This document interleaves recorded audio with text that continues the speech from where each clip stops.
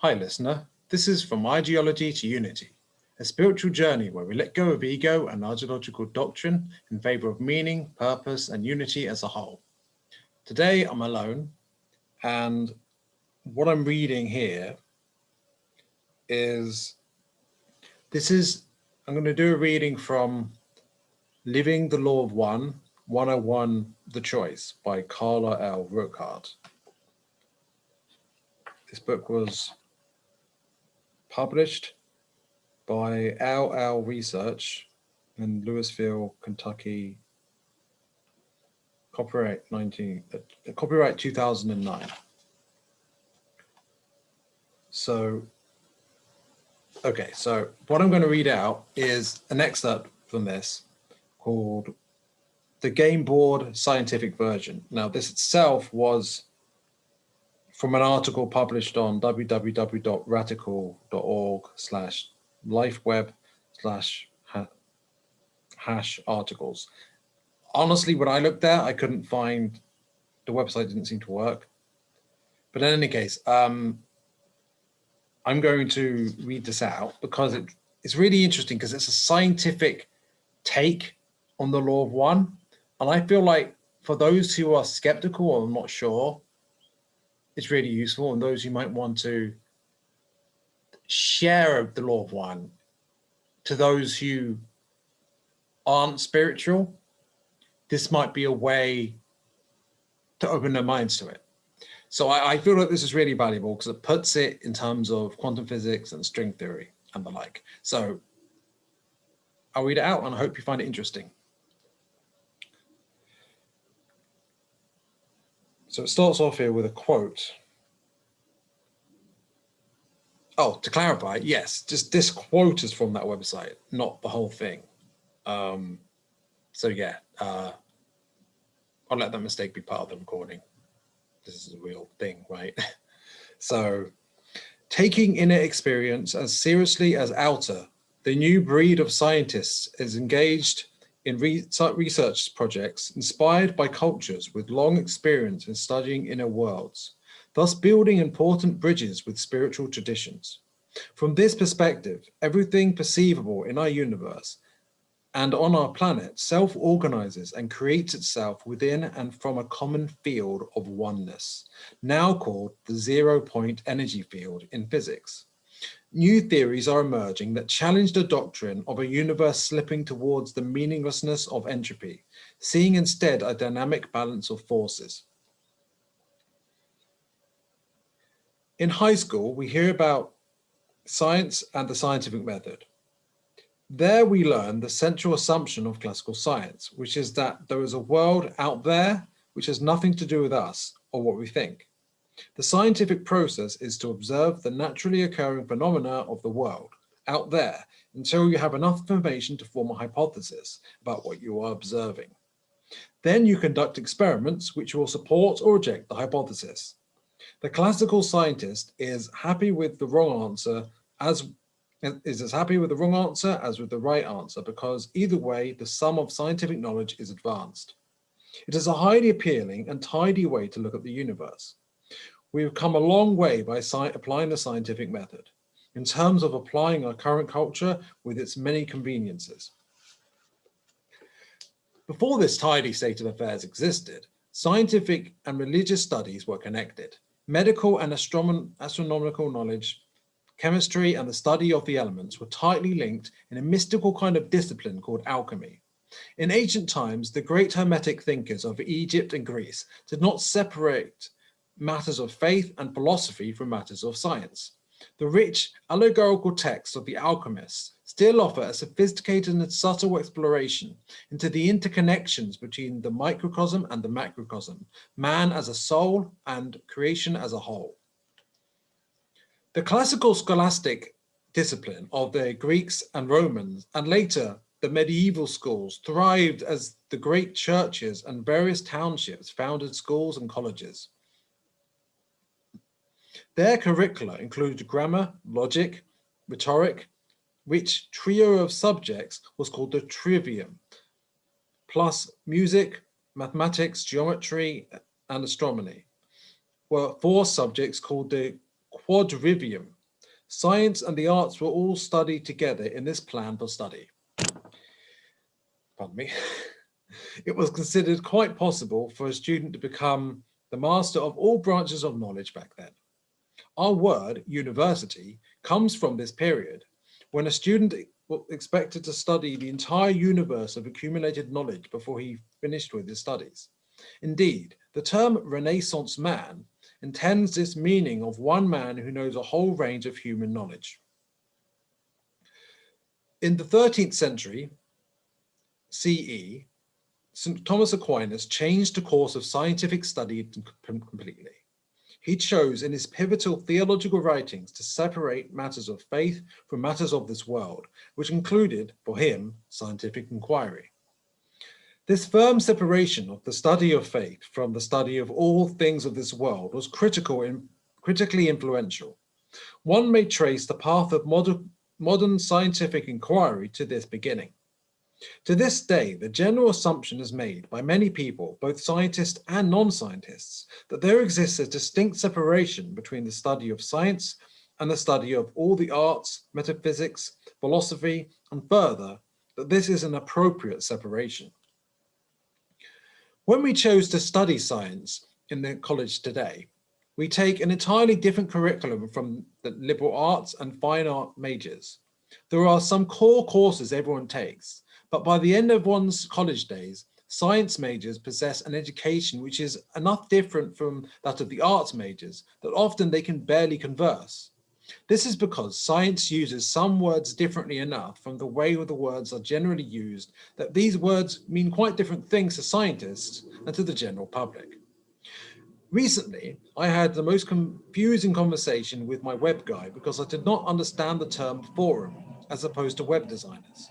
A forum on the internet today and a forum in ancient Rome are completely different things.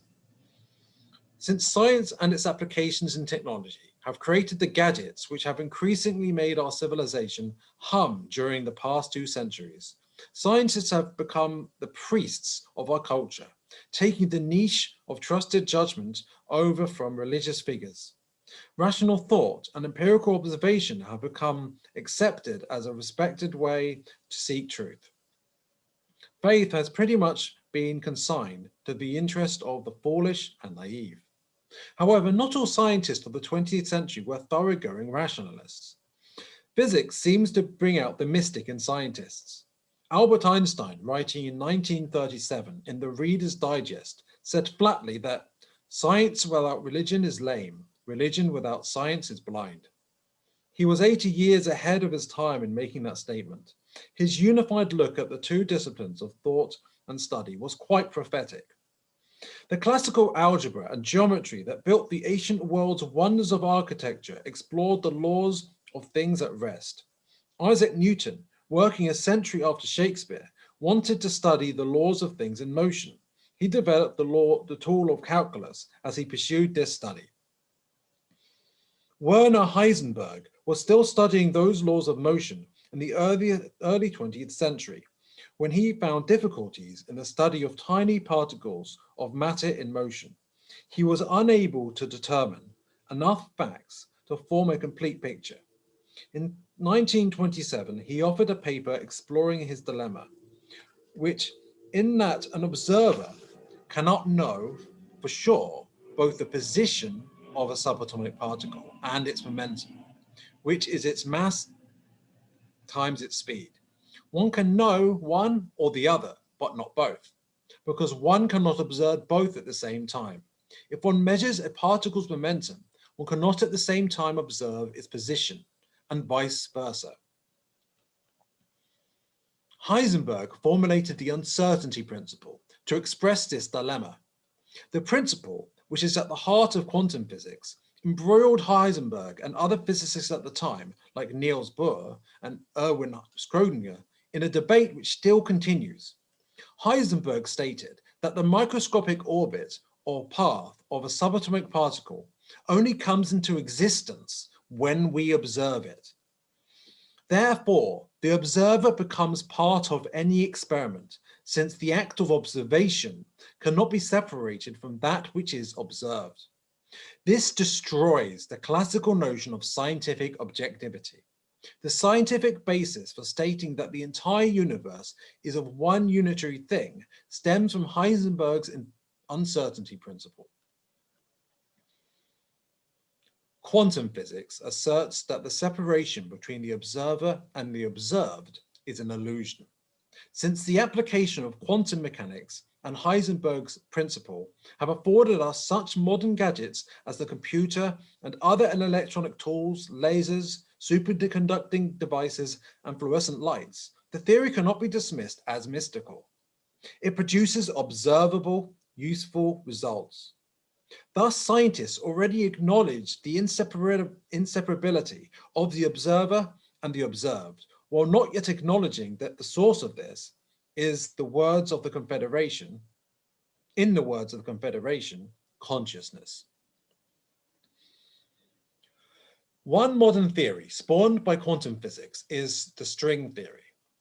In general, string theory posits that after we reduce the physical object to its atoms and then divide the atoms into their subatomic component particles of electrons, neutrons, and protons, we add an oscillating loop in the path of each subatomic particle.